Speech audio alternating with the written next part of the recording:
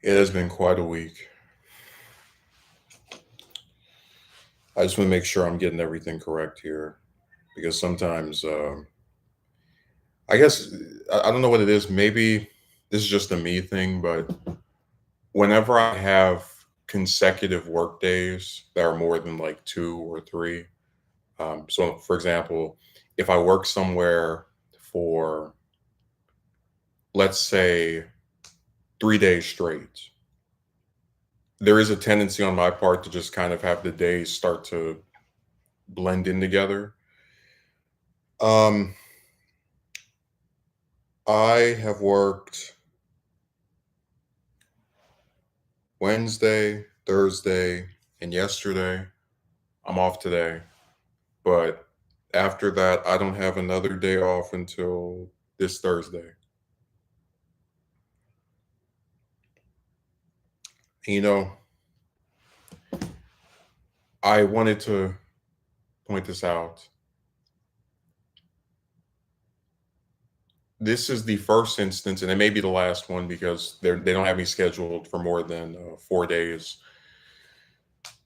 for the week after this one. But this is the first instance that I've seen of a job having me for 6 days. The first time I saw it, I was in disbelief. I didn't think they would go through with it. I thought maybe one of the managers messed up because I mentioned that one of the manager who does the scheduling, has make a mistake and they had to like take down the whole schedule, and then they put it back up, and that's when I saw the 6 days. But as as time has passed and we've actually hit the period where I was going to be used as readily, it seems that I was incorrect in my assumption. This was actually a thing that they have so far gone along with.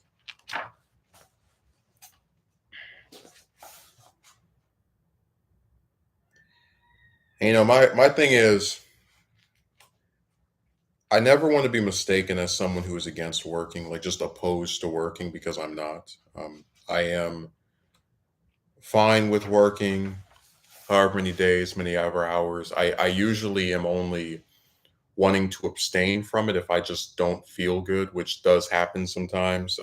I mentioned that earlier this year there was I was having some pain with the tooth, and I had two coworkers that messaged me about filling in a shift for them. I think that day, and I said to both, well, one, I can't cover both of you unless I can split into two like Naruto.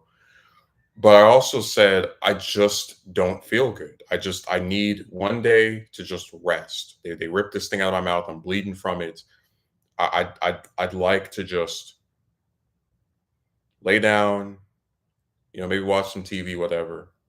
Um, but just get some R&R.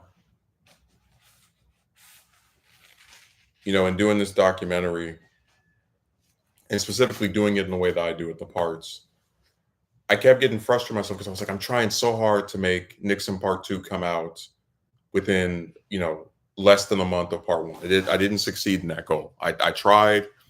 I wrote a little bit of script each day. Um, if I pushed myself, I'm sure I could finish writing the script today. If I pushed myself even harder, I'm sure I could finish recording it today. If I pushed myself even more, I'm sure I could probably.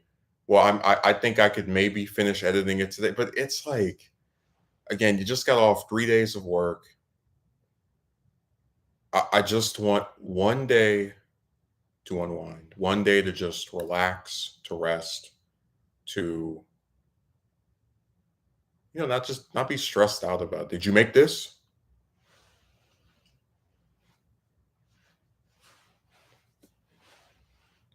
I remember I was telling this one relative about me doing a documentary, and he said it was like having a second job, and I said, I laughed, but whew, it does feel like each day is dominated by how much am I going to do of it in this 24-hour segment.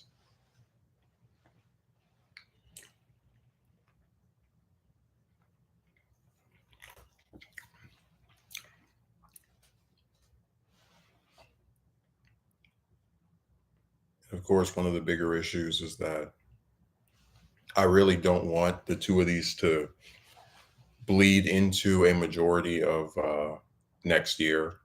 Like I'm content with like I want to finish both of them, but if I can only finish one, I'd finish Johnson because that was when I started. But if I can only do Nixon up to let's say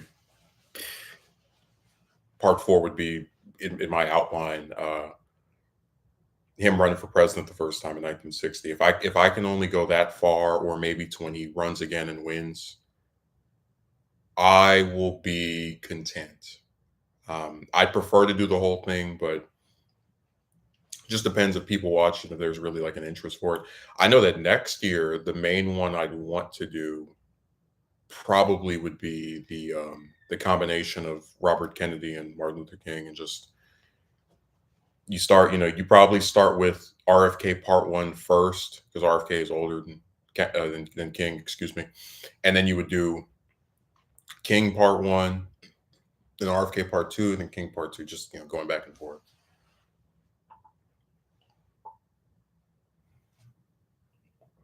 I'm gonna wager those would both be probably about hmm,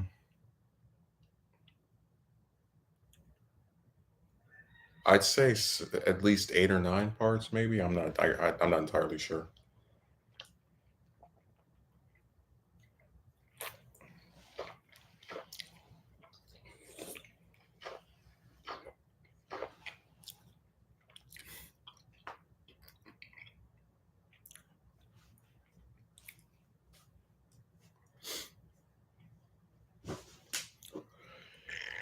It's just one of those things where I'm trying as hard as I can. I'm sincere in saying that.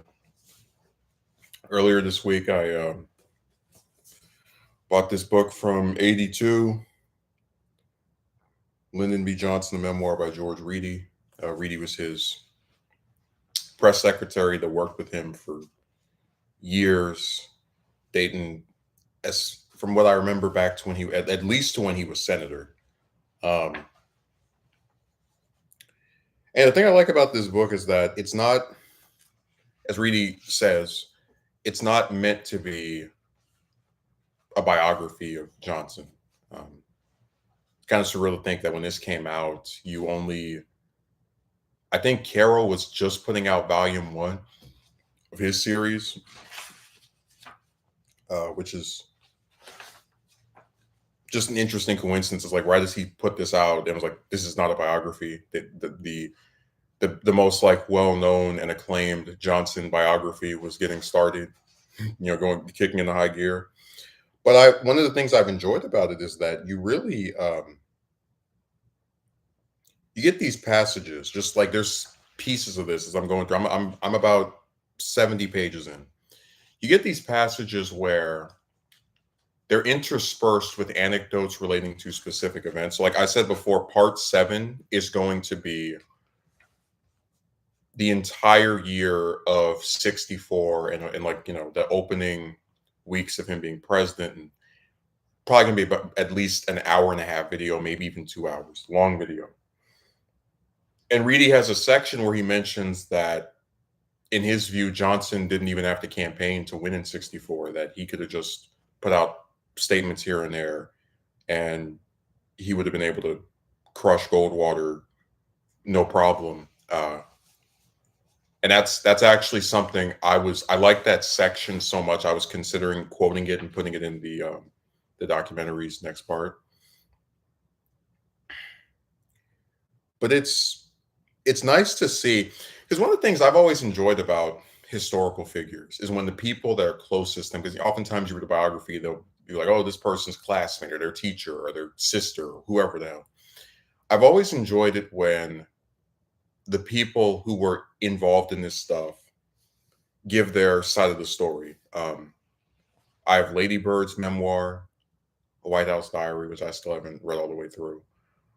Um, I wanted to get Jack Valenti's memoir. I think it was called A Very Human President. You know, just all the different people that are associated with him that have like a record of it. I think even Bobby Baker had a book. But that stuff, that supplementary material, is very important to me because the main goal of the documentary was to be all encompassing. Um,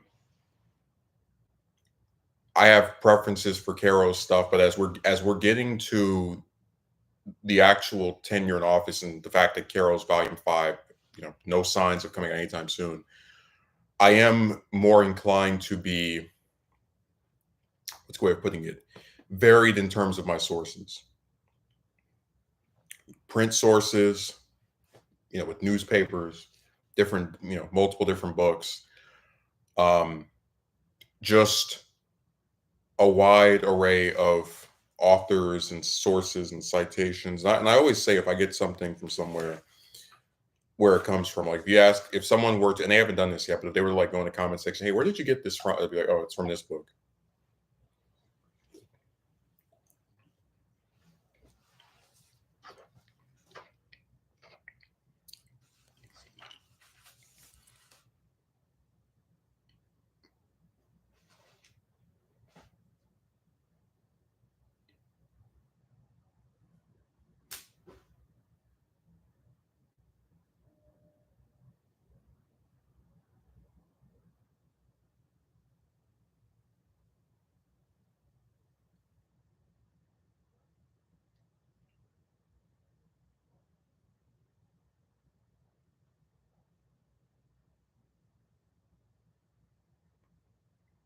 Yeah, I was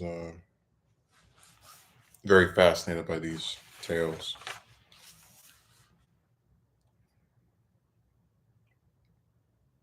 And this is a book that I had to physically get to be able to access to, because even on something like Google Books, they only have a snippet view, which really is a shame because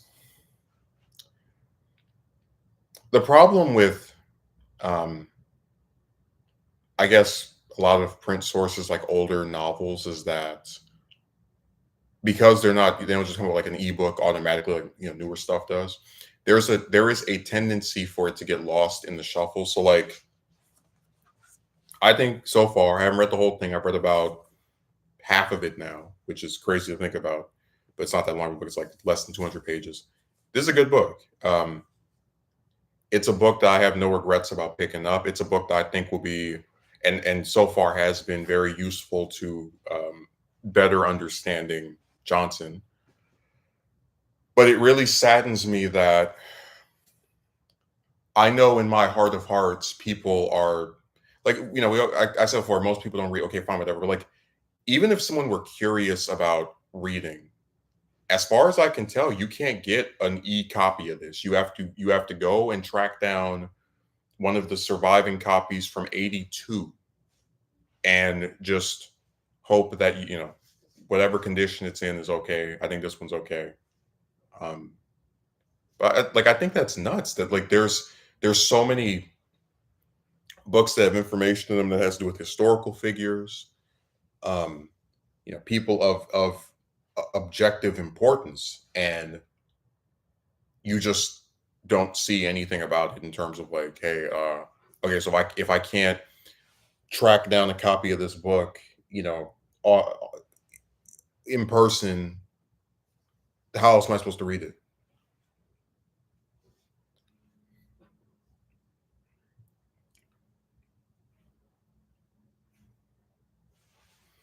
I'm serious that after, if I do end up finishing the Johnson documentary entirely, like not even just doing all the other parts, but like making that big giant enormous, probably two separate 6 or 7 hour videos, which sounds crazy right now, but if we do end up, finishing most of this, it won't be as crazy.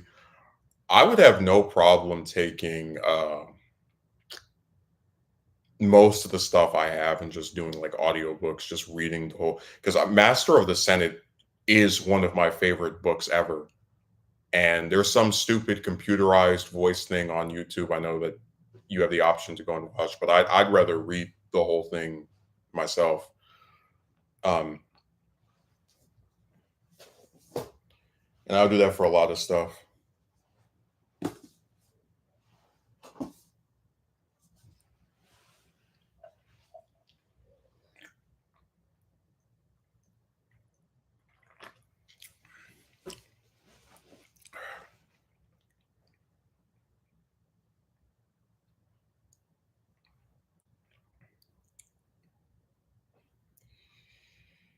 Yeah, this is so the order I'm planning on doing right now when it comes to the because I think I'm only going to probably be able to do three more before the year's done. Just the way that the job and all the other distractions that are coming along. So I think at best case scenario, one per month. Um, and I shouldn't even say that because again, LBJ Part 7 so far is looking to be very long. And all of these are long videos. Part 2 of Nixon is going to be at least an hour long, probably hour 15, somewhere around that time frame. And then part 3 is going to be about the same length, if not even longer, because it's most of his time as VP. Um, part 4 probably wouldn't be as long though. And then Johnson Part 7. Again, we're looking at a video that could end up being 2 hours if I go all the way out. Because like I still wish I could get my hands on a book about Goldwater because I think there might be some information in there that I could use. And the problem is he hasn't been mentioned at all since I started doing it. So I would feel inclined to have a section that just says, hey, look, at the time he announced he was running for president, he was a two-term senator. I'm not even sure if he was, but just as an example, I know he was in the first term, but uh, I'm just saying I'd like to give some background on the man so that you don't have to watch other stuff to understand who he was.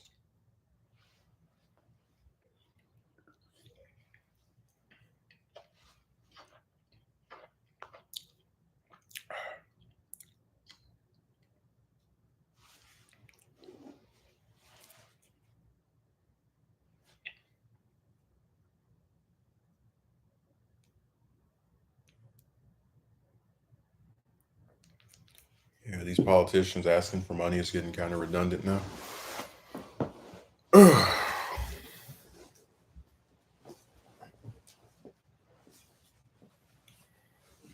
But yeah, my only true regret is that we don't get to do more of this stuff.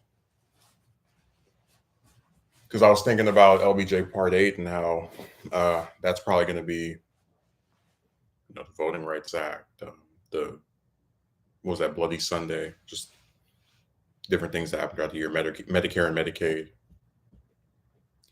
Of course, more Vietnam escalation.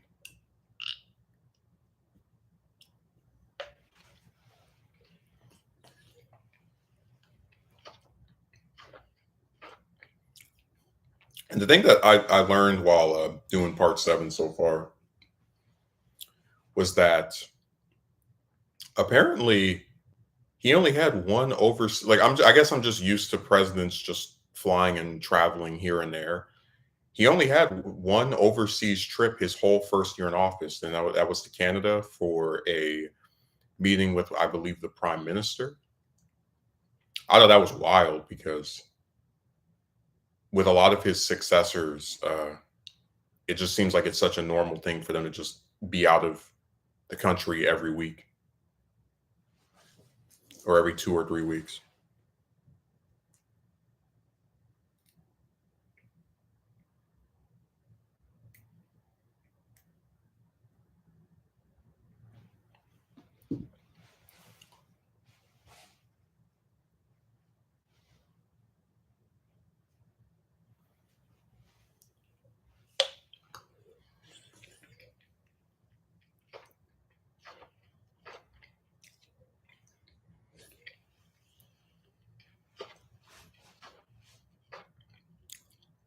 No, that's the part I'm really the most afraid of in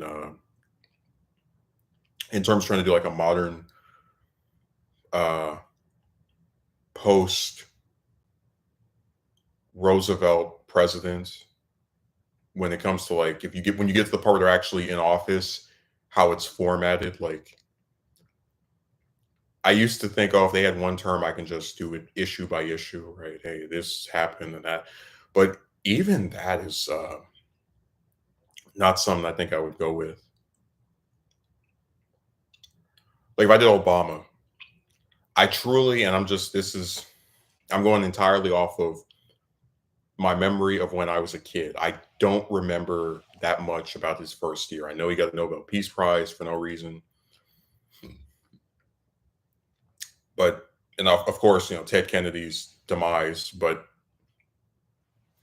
besides that, I really can't think of much that happened during that first year that I would say was actually significant. Um, of course, when you get to 2010, you have the Affordable Care Act and the Democrats getting destroyed in that midterm election, just completely annihilated. But it's one of those things where, because that is something I'm considering, right? An Obama documentary, it's not at the top of my totem pole or whatever. It's not at the top of the food chain, but it's something I would consider. And just imagining how you would even like structure it is what has me kind of, going, eh.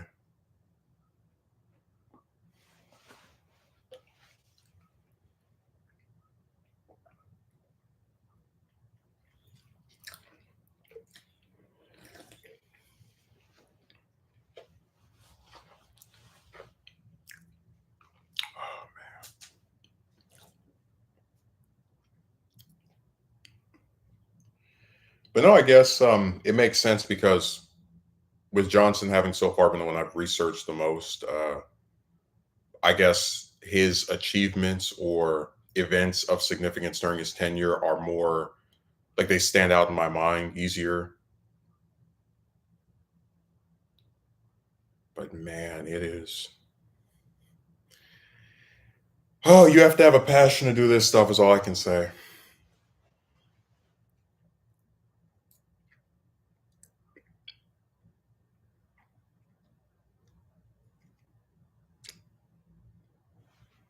But no, I'm trying to take my time with this stuff, not overwork myself, but also, just keep doing a little piece here and there, piece here and there.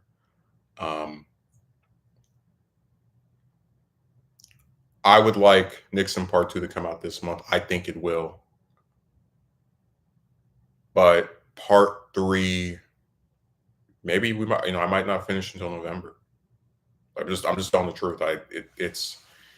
I'm just calculating if it's taking this long to make this hour-long video, then it's probably going to be around the same time for the other one.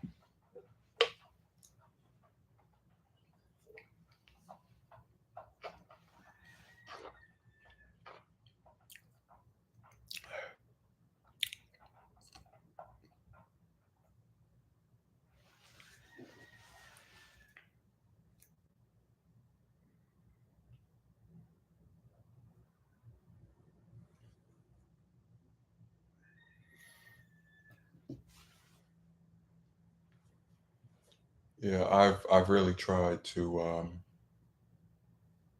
if I say I'm going to do something, just give me some time. Like in the past, I've had writer's block with stuff, which does still happen from time to time. I know when I was writing that script, I was having some trouble with it. But now the other issue is just, you know, having other priorities, doing the job and heading over there. I actually started a new trend where they have this one uh, fast food place that's like right across the street from my job, and they have Wi-Fi, so I'll just go in there and like bring a book with me and read it or type something or charge my phone or whatever. And man, the worst part about that place is that because my shifts are usually in the mid to late afternoon, like 3 o'clock, 5 o'clock, because of that timing, oftentimes I go into this fast food place. You'll have these these kids that just, and they're high school kids. They come in there, they take up all the chairs, they start throwing stuff at each other. They're loud as hell. And I guess I don't necessarily have a problem with them just being there. It's just the fact that they're so loud, and I mean, they swarm this place as a group. It's like 20, 30 students just pop up in there.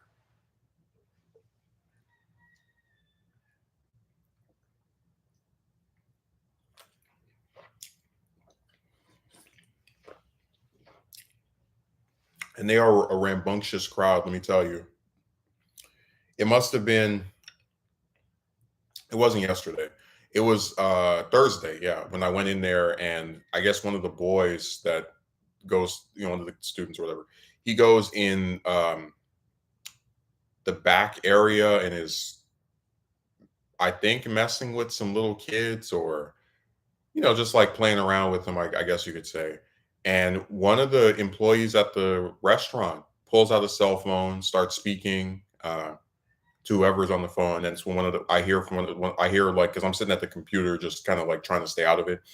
I hear from one of the one of the boys, as they're talking to each other, he's calling the cops. And they have some kind of exchange with the guy about, if you're still here by this time, the police will be here. And they got up and left. But it's one of those things where it's like, why can't people, when they go somewhere, like, okay, you want to talk to your friends, whatever, but like, why does one of you have to get up and run around and do this thing that is either age inappropriate or whatever it was? Like, I'm thoroughly convinced that if he just came in there, sat with his little friends, and talked about whatever girl they think is pretty, or whatever teacher they think is a jerk, none of that would have happened. And I guess I'm sort of, I look at my own upbringing, right? When I was in like high school, and just getting, you get dropped off in the morning by your grandma, picked up in the afternoon by your grandpa. So I guess that probably wouldn't happen. But like, in the few instances where I would go somewhere after school with a classmate, which did not happen often at all, it was very rare. There was never a situation where I would go to a like a public place, somewhere that's not on school grounds, and just sit in there and act crazy and jump around, and like, do anything that would cause like overt attention to myself. Like, if me and somebody else just talking, whatever, but like, ooh, and all the rest, it's stupid.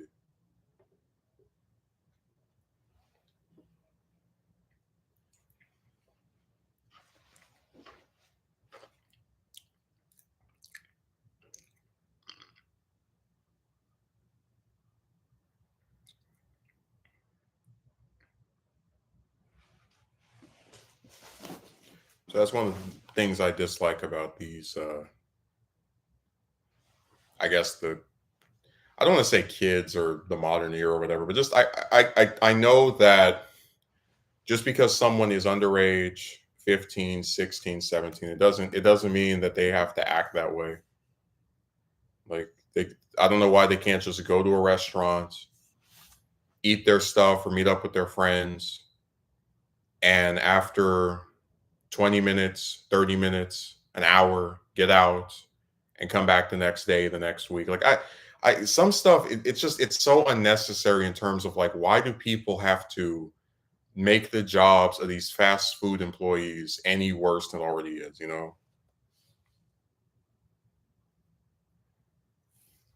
But I saw something similar to that at my job, where there was some guy that was like outside and angry about some item not being given or something, and they had to get one of the security guards to tell him, like, hey, look, this isn't worth getting this upset over. And it was so bad that they actually had one of the managers come out there and try to, I guess, address his grievance.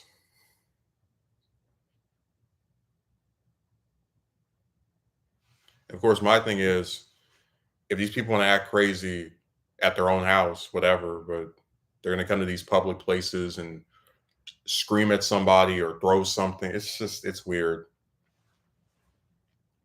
And it is a thing I'm noticing more and more. And I don't know, maybe Because like when the kids do it, you could say it's the freedom of like I'm off campus, nobody can do anything to me, like the untouchable belief they have of themselves. Like I remember I had classmates when I was, I think, ninth or 10th grade who left the campus and then were brought back by the police for jaywalking. So I guess you could say there is that I'm untouchable quality to this stuff, right? Of just, I'm not in a controlled environment, but I still think it's just nuts that they act this way.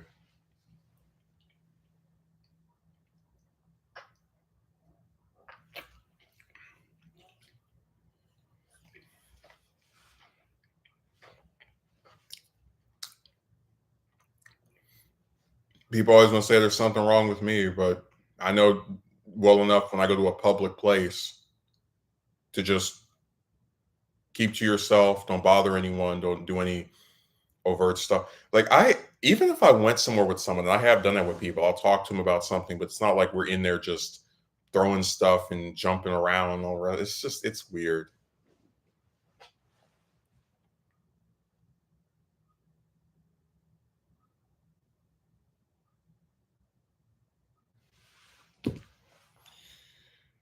I don't know. People are doing a lot of things that don't make any sense to me.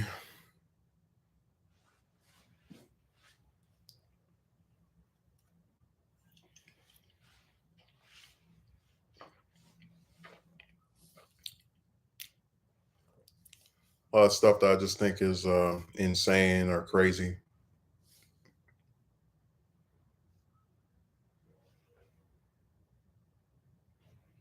Very, very weird.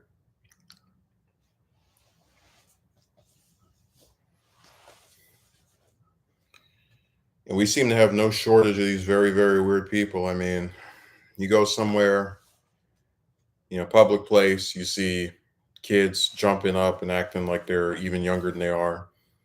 In terms of like, I expect babies, which I've seen in some public places, to act, rambunctious, jump around. That's one of the reasons why I always said that I feel like on an internal level, there are things that children do that annoy me, screaming, yelling, but there's also the part of me that understands that they're little kids, so they're going to act in a way that is unbecoming of something I would like to see. And I only tend to exercise less patience with, I guess, teenagers and other adolescents who are just like they should know better. They've been, you know, through all of grade school, or at least most of it, and it just that's where it starts to kind of have me go, okay, look, uh, this is getting stupid because a lot of little kids, what I've noticed is that they're not like you have some children that speak back to their parents, whatever, but I truly believe in most cases you can just sit your child or a child down and go, hey, look, I don't want you to get hurt. I don't want you to, just kind of like try to explain something to them and they'll be able to pick it up. Because I've said before, kids, when they're in that early, the younger you start a child in something, the better it is in terms of like imparting that value onto them, uh, in my opinion. Like I hate to use the term, you can't teach an old dog new tricks, but there are just a lot of people I've observed where they'll talk about, from an early age, respecting elders and just, like understanding cues about behavior and the way to act and the way to be and how to, just go about dealing with things.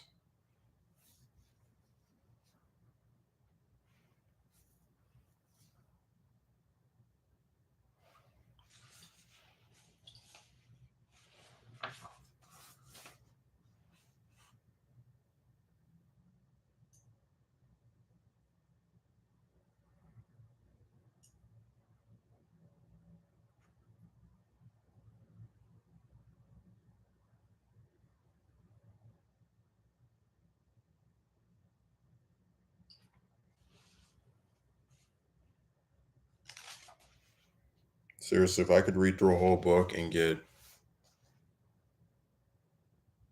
two sentences from it that are involved with uh, what I'm trying to do, then I'll say it was worth it. Like Valenti's book is not as it's like twice the length of this one apparently, but I have no problem picking it up too. If I can get it for a reasonable price, for like $10 or less, I'd get it.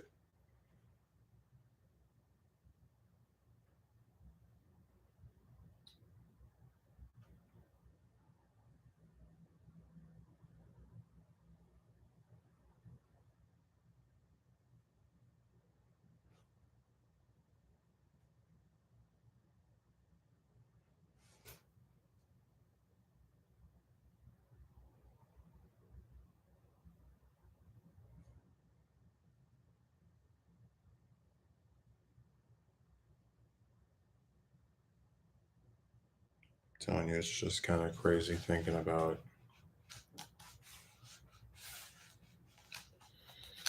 how things have unfolded.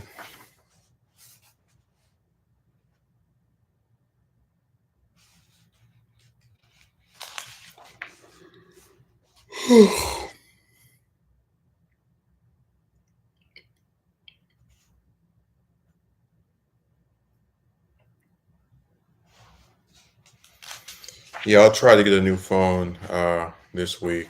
Only day I have off is today. I start work tomorrow pretty early. So I'm thinking maybe the earliest I could try to spring forward might be Monday. But if I don't get it by Monday, I'll just wait until Thursday and then I have all day to pick it up.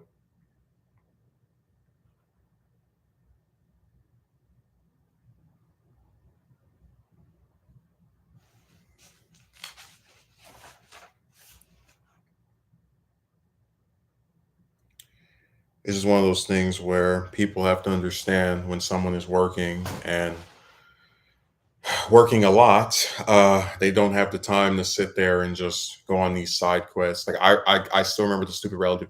You can only do one thing, and I was, I found it so obnoxious because it's like, that somebody has to drive an hour to get to their job. They work in some 5, 6 hour shift. Like, what do you think? And you know that before they go to the job, they're trying to get some damn rest so they can have the energy to go to their job. Just grosses me out, man. Like no empathy ever.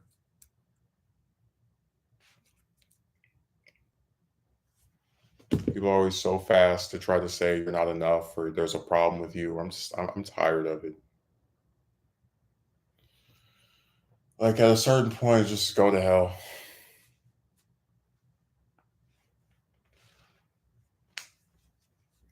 That's why I said some people will see what they want to see and hear what they want to hear. You can explain it to them 1,000 times and they still won't get it.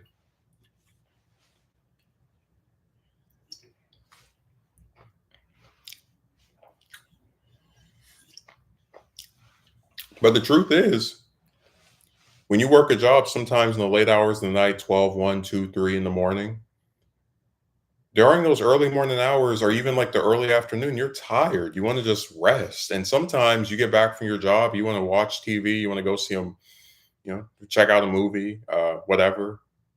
Like you don't want to just spend every waking second going on some stupid errand or, just give somebody some damn leisure. That's all I'm saying. Just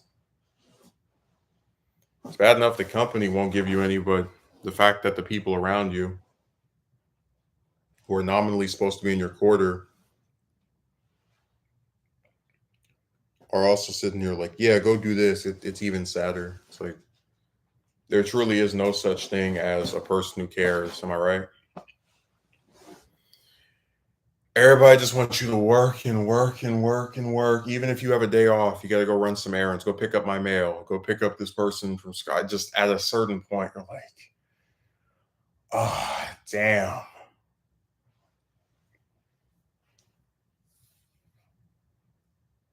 I just get tired of it. Like,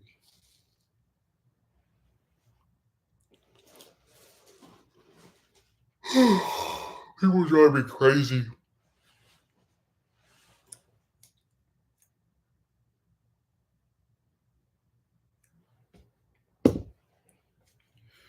When I started saying I live in the Twilight Zone, it was not a joke. I mean, every time I think can't get any crazier, they can't get any weirder. There is some new incident to remind me that we're just going to keep sinking further and further.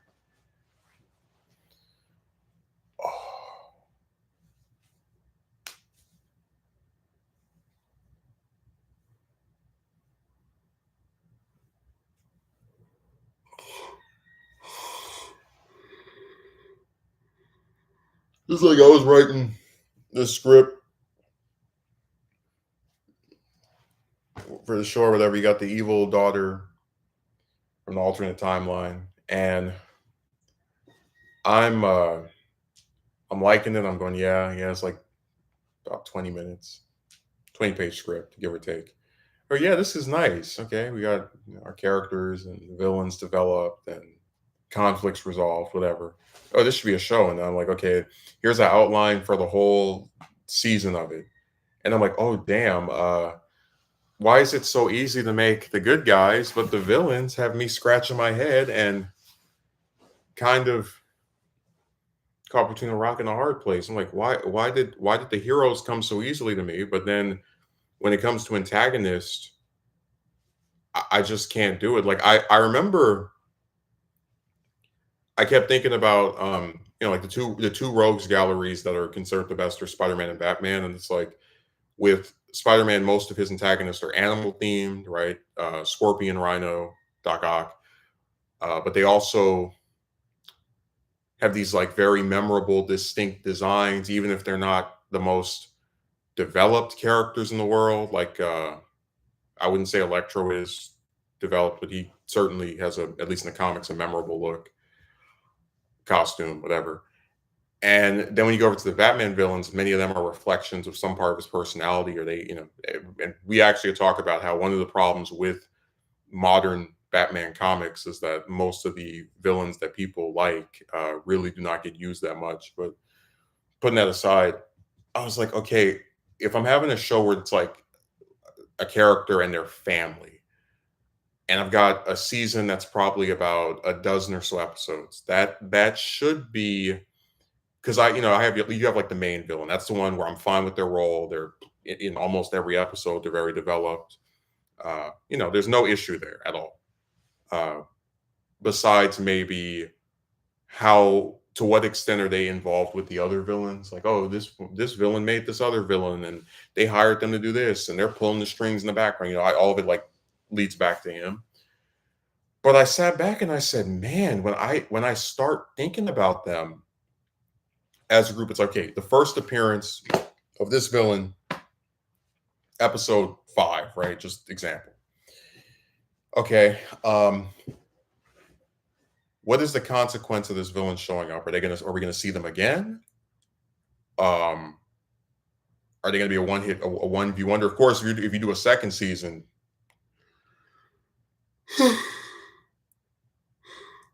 there's little doubt in my mind that all the villains will appear again at one point or another.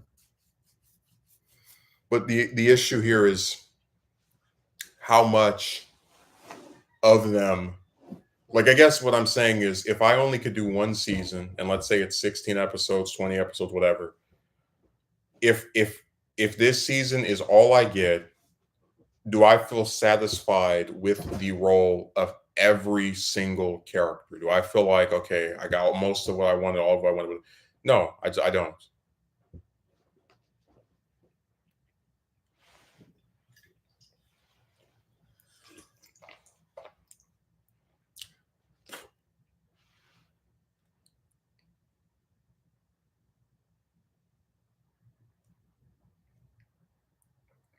I'm serious. You have an arc villain. That's TV tropes they call the arc villain, um, main villain, whatever. And you see them over and over again. They've got this intense rivalry with the protagonist. They have pretty unique interactions. What I would say the most of the main cast. But then you start to trickle down to the other antagonists. It's like, okay, I know that there's one who's like his own independent entity, and you would at least see him twice in a hypothetical first season. But then as I start thinking about those other ones, right? Like let's say in my 16, 17, 18, whatever episode season, my double digit episode season, we're gonna have 8 villains. Again, the one main villain and all the other little villains that are there for an episode or two. Um, it's always hard introducing one of them because do you show them getting their powers? Do you have them explain how they got their abilities? What is their goal? Are they just trying to make some money by stealing stuff? Do they have some sympathetic cause that they're concerned about? Again, you start mixing and matching, right? But I said, okay, even like I know that the one constant is that they will be defeated by the end of the episode by either the protagonist or some people related to him or him, a combination of him and somebody, they'll lose, right? That's going to be the one thing that is a constant. But then I start to wonder, okay, if they lose, what impact does this have on the overall story of the season? Will they reappear? Because like I've been liking some of the villains, right? The lady that likes the protagonist romantically, but then she's a ghost and she wants him to end his life to be with her, so they can both be ghosts together. And in his loneliness, he feels the temptation, or I guess in his hopelessness, he feels that this is like his best chance to actually have a taste of happiness, which is what makes it something he has to resist. Um, and then you had like the one villain where she gets made of fun of for the way she looks, and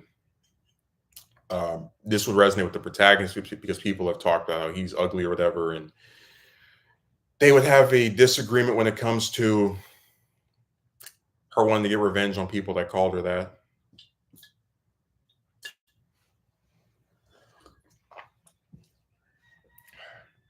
But see, the one that the ghost lady, I was able to figure out a way to make that kind of keep going in the sense of okay, initially the whole thing of hey, you if you're a ghost, you can be with me. That then the next time you see her, it's okay. Well, I guess I'll put if I can't get you to end your life for me, I will put you in a dimension where we are both ghosts, or we can actually, we're like on the same plane of existence. And if that doesn't work, maybe her next scheme will be trying to make herself come back to life. Just all in that attempt to get the protagonist to be with her.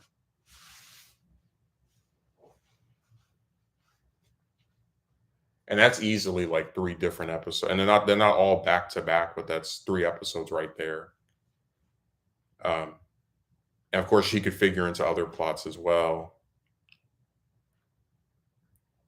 But again, that's like okay, yeah, that villain, the main villain, and then the other ones it's just thinking, thinking, thinking.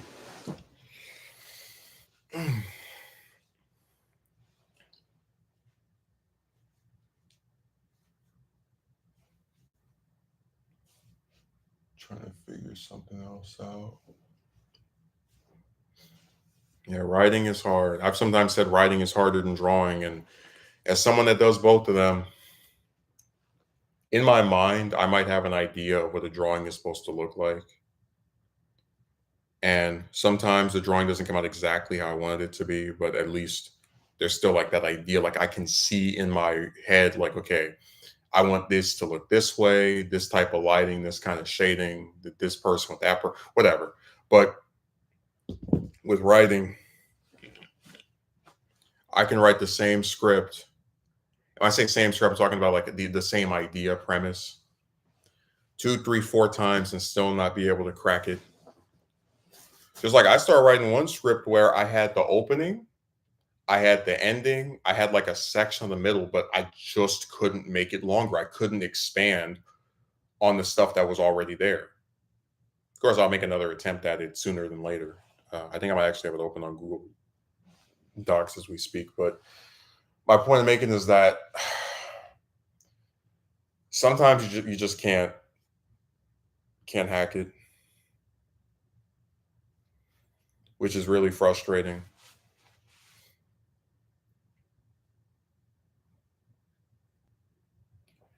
I had another idea for a villain, maybe one where, they like to, people who have powers, right? They like to hunt them. They like to see what kind of abilities the person has, and if they can defeat them in battle. And it's like a whole big. I guess they're sort of like Craven a little bit. Uh, but the premise is that they're not so evil. Like they are, I guess, an anti-villain in the sense that they are using their abilities just for fun, like just for their own enjoyment, with little regard for how if it hurts other people. But if there's a bigger threat, they most likely would try to help in stopping it. Um, and again, someone who's like constantly trying to upgrade themselves to keep a conflict going with someone else, or find new ways to trap that person to defeat them, etc. I mean, it makes for a I think a pretty solid recurring antagonist. Um,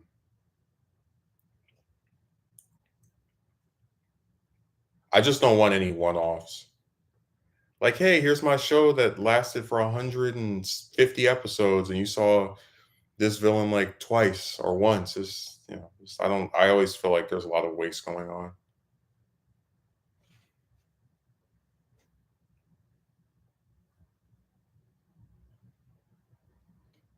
And so I just want to make something that builds on itself.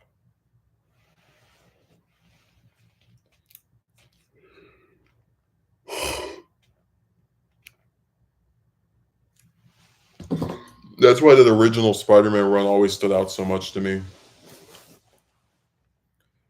Where it's like in 3 years you get all these different antagonists, um, who are memorable, who have distinct designs, who have endured the test of time.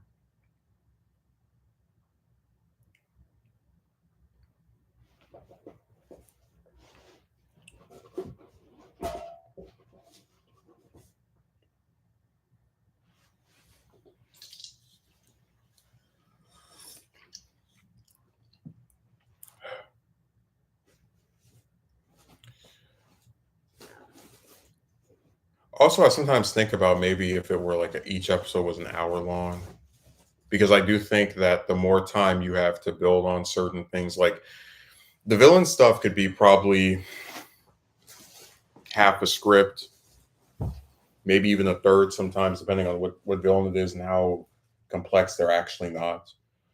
But sometimes I just want, like, hey, here's this character going to go see their uncle, and they're over there playing cards, and then the uncle mentions that he used to be in the Navy. Just little character stuff like that. Because not every, even if you're doing like an action show or some kind of superhero thing, not every episode has to have some, new antagonist show up and they're here to destroy everything and the world is in peril. Um, Sometimes I just want to have, I guess people call it a slice of life, just that the one where, they just hang out, just go sit down, talk. Hey, let's go to the mall.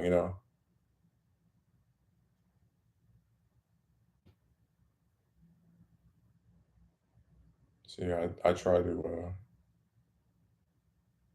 make sure a lot of this stuff I'm able to just keep it a certain way.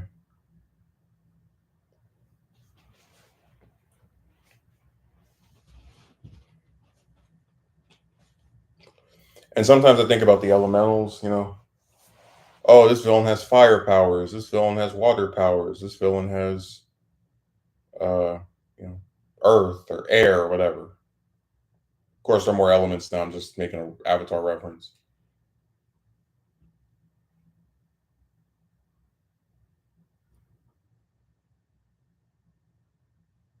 So imagine a villain where they have the power to like control water, uh, which is, I mean, besides Hydro Man, it's not really a a power that's mostly associated with antagonists. But like, imagine a villain who can control water, and they go to some village or some other place where maybe just like a place that's kind of like small off to itself, and they just take all the water and steal it. There's just no water.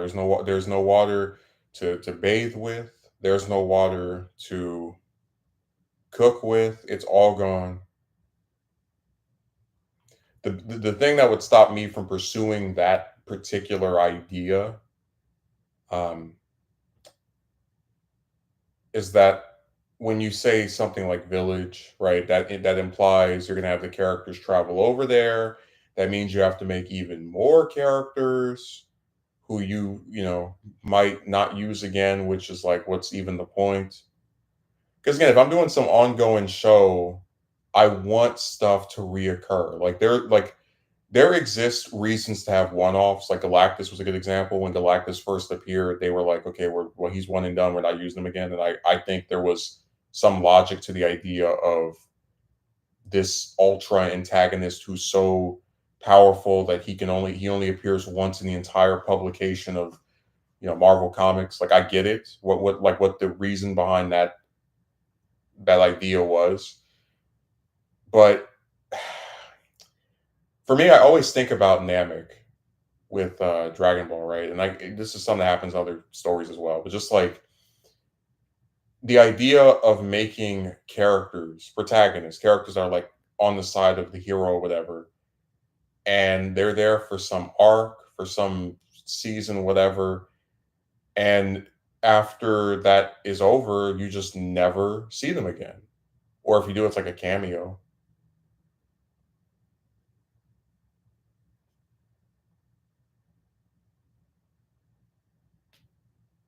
Just find it really lame.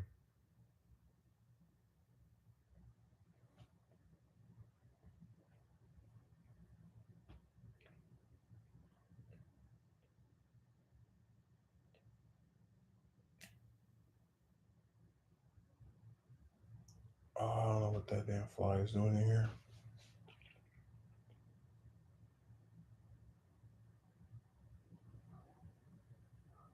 It's probably a lot of these places, they just have stuff just flying around outside. And I mean, I mentioned I go outside sometimes, I see like three, four cats just hanging out. It's always the same too, to let you pet them, and the other ones run away because they're so afraid. And to me, I always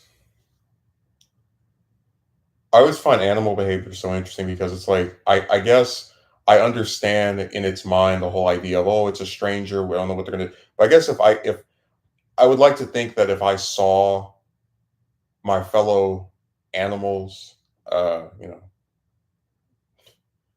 sitting around getting belly rubbed and petted on and whatever, that I would say, okay, maybe this is not the big scary person I think it is.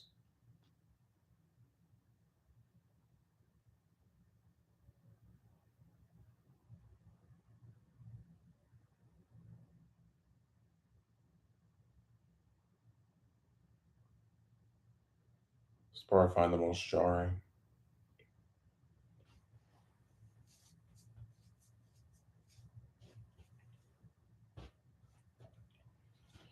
But no, ideally, if I'm doing some multi-season show, the goal of the first season would be to introduce as many distinct antagonists as I could think of, with obviously like the main central villain being the one that gets the most attention and whatever. And then heading into a second season,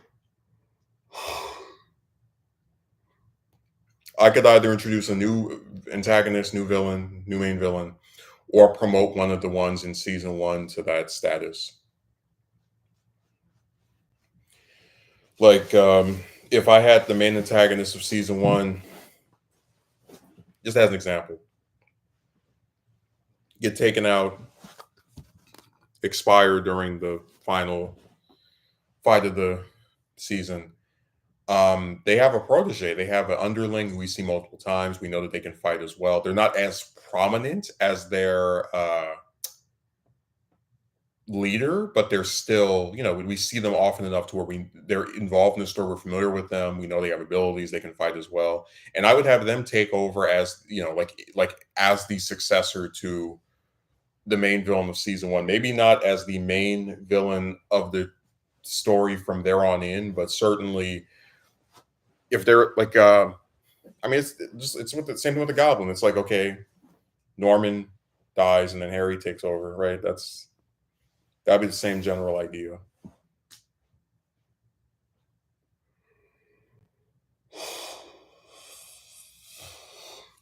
Mm.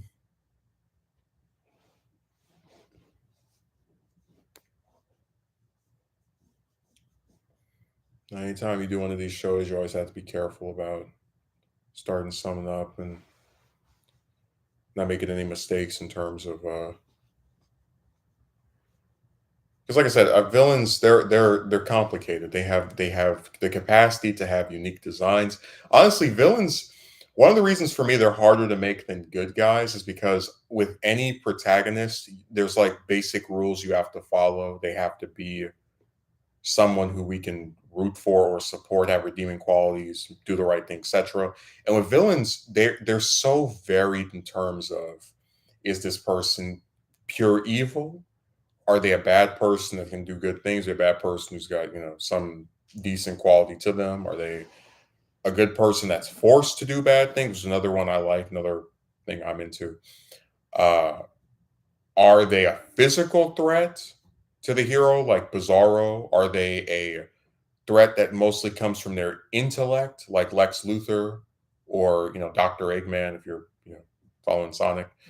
It's just one of those things where you have to really consider: does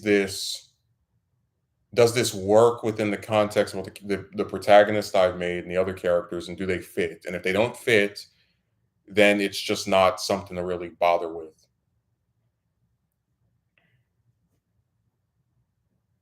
And it's hard when you have one of these different like action series to just have a villain who can't fight but is making technology, because you get used to every antagonist, they just go up, fight the hero, they lose, and then that's it.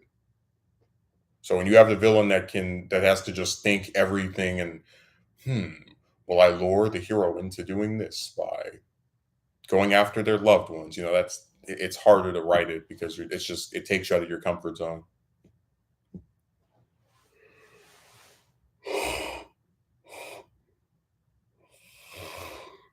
Mm.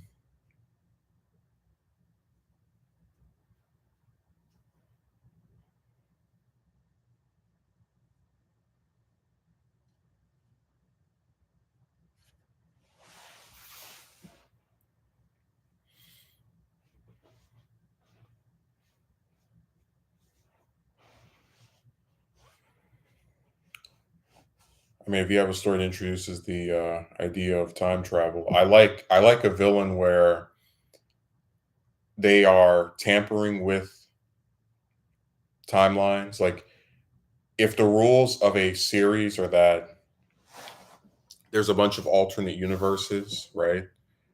Um, I think it'd be so cool to have an antagonist where they're like, hey, you do what I want. You can go to the universe where you're a millionaire. We could take the version of you that's there and swap you out with them or whatever.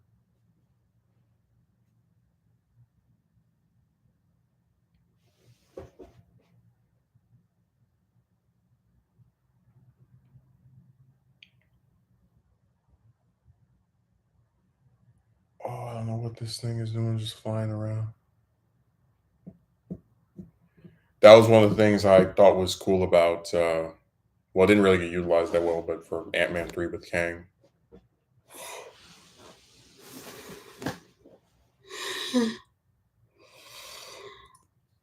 Anytime you have a villain that can give the hero something that they want or desperately need, and it kind of like plays into the temptation of it, that's uh that's always something I really like.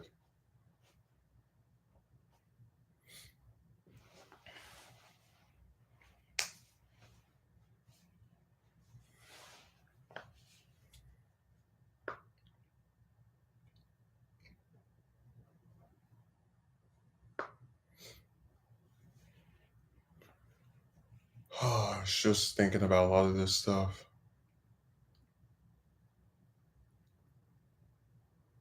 Sometimes I want to just take a project and like pull out a Google Doc or some other, script and just not script, but some other, writing application and just outline what are the goals of this? What are the stated aims of doing these 16 scripts, 20 scripts? What am I what specific thing needs to be accomplished by the end of it?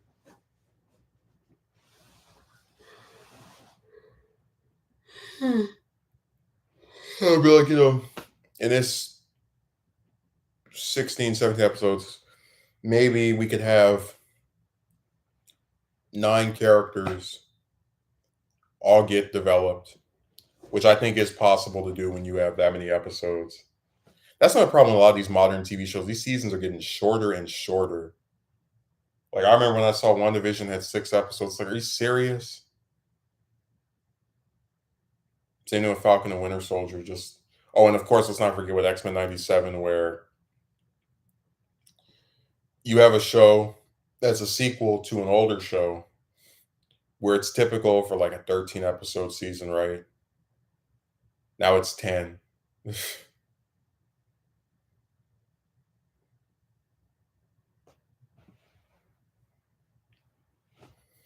Pace on that show was horrendous. It's all over the place.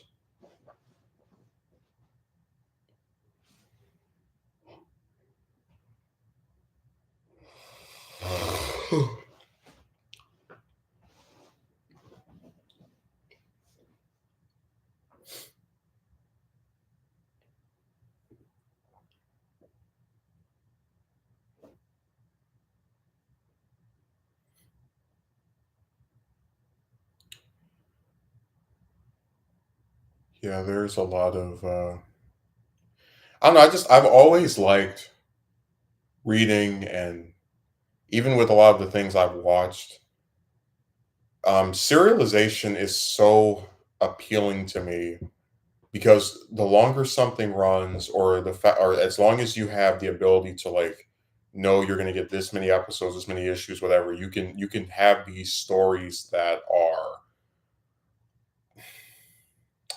by virtue of both their length and careful planning by the writers, capable of demonstrating character arcs and satisfying conclusions.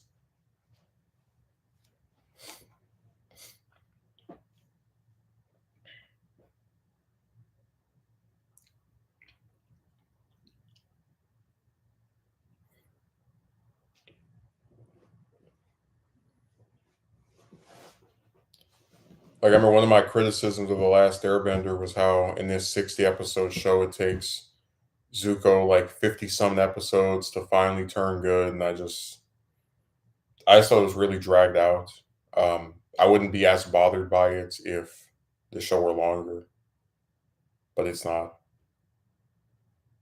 So in doing a villain where they're in with where the intention is to make them become a good guy, or if it goes on long enough, make them. I would have it to where they're not good, but they are not as bad as the other antagonists. They will team up with the protagonist if there's a greater threat or there's some kind of like mutual gain going on. And demonstrate that they have legitimate redeeming qualities. They don't, they have like a fondness for the other hero, for the heroes rather. If I say the other heroes, but you get the point that like I wouldn't just sit there and this person can be good. 50 episodes later, this person can be good. I'd want to not necessarily speed it up, but kind of like lay the groundwork for that happening, that full on change occurring if the thing goes on long enough.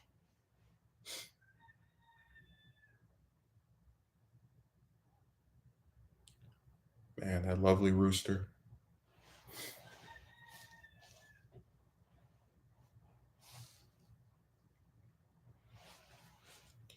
It's nice to hear that thing's voice. It's so comforting. I don't know what I would do without it.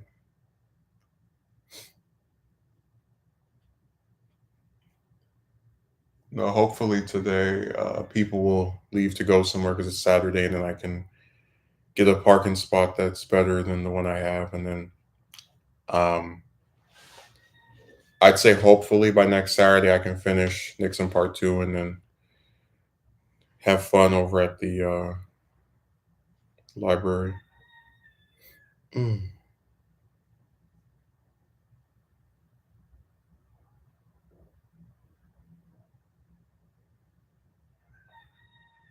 Again, I'm just saying what I'd like to see happen, not a guarantee.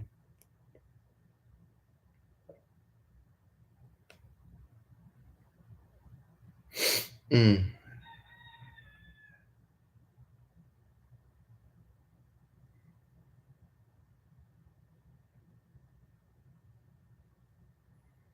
Man, I can't believe I don't have another day off until Thursday. Whew. 4 straight days of work.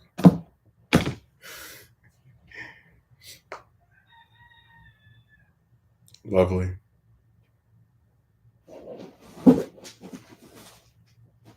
Like I said, I'm not against working. I just would like to rest a little bit sometimes.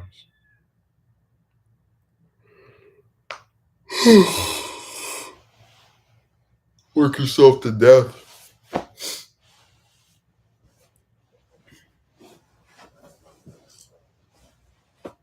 Because usually the way that Friday goes for me is I'll get off at 9, 10, 11, 12. Then I'll try to take a nap before streaming, and then more often than not that doesn't end up happening. So I'll just go ahead and do the stream, and however long that lasts, I'll stay up until whatever the amount of time is has passed. Then I'll just pass out after finishing it or wrapping it up. But yeah, that's the general trajectory of this stuff, where you have a lot of what's the way of putting it, just you know attempts to kind of keep the productivity train going.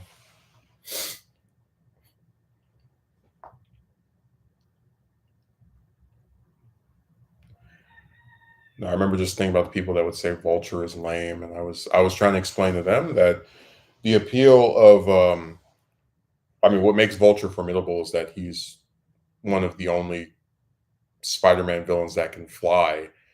Um, and that intrinsically means that he has to find a different way of defeating him from most of the other ones, because their fights tend to take place in the air, where he's at a disadvantage because one can fly and one cannot. Now, when you're doing a show like this where most of the protagonists can fly, having a villain where that's their main power might not seem like it's a big deal, but again, good writers can do anything. So even if I have the villain who only can fly, I could still, make them compelling, or at least attempt to. Like, I remember I was explaining to my friend when he was like, "Oh, all Angel can do is fly." Angel from X Men. I was like, "Well, yeah, that's why Angel's part of a team. The original X Men together. You have flight. You have super strength with Beast. These lasers with Cyclops, and telekinesis with Jean, and ice with Iceman. So yeah, they one on their own might not seem that imposing or that interesting or that cool or whatever the hell, but as a group, they're a force to be reckoned with.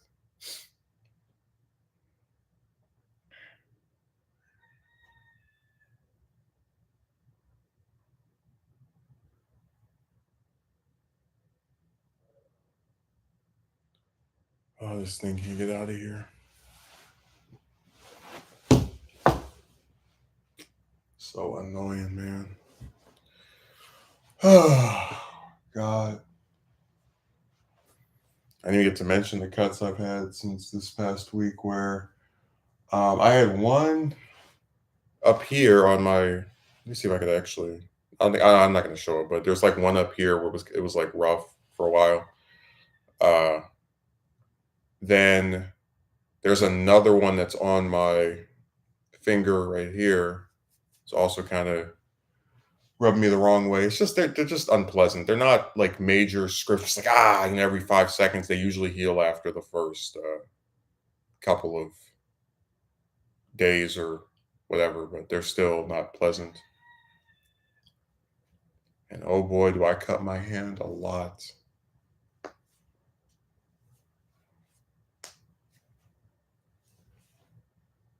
Try not to, but some of this stuff is just so heavy. There's a lot of sharp things just around there. It's not easy.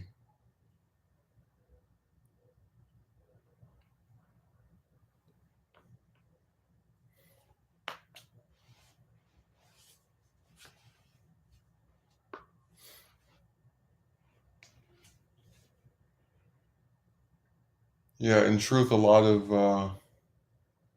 the days blend together when I work.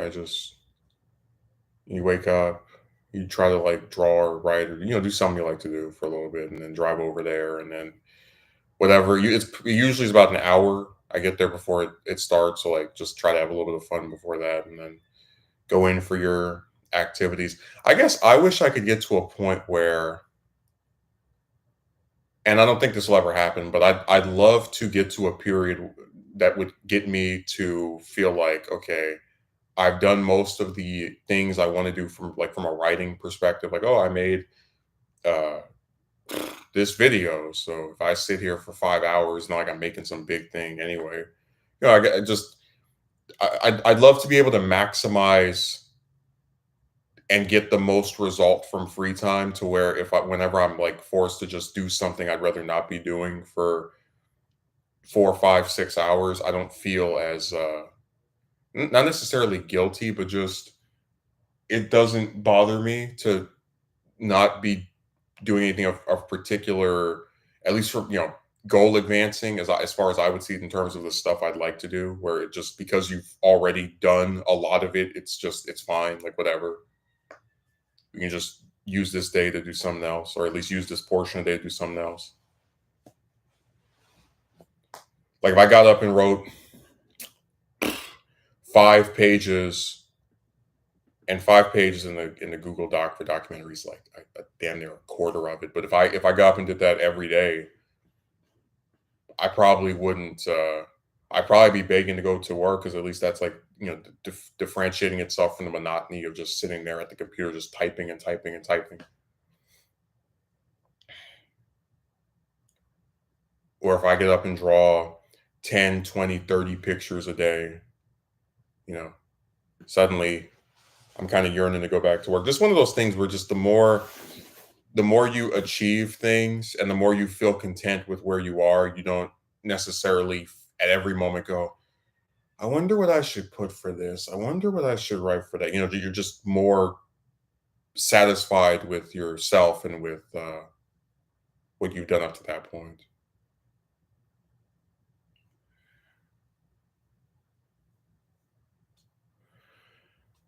Oh, it is a very warm day. I can tell you that. Sometimes I go through two, three, four sodas in one day. It's because of that. Just the heat is ridiculous.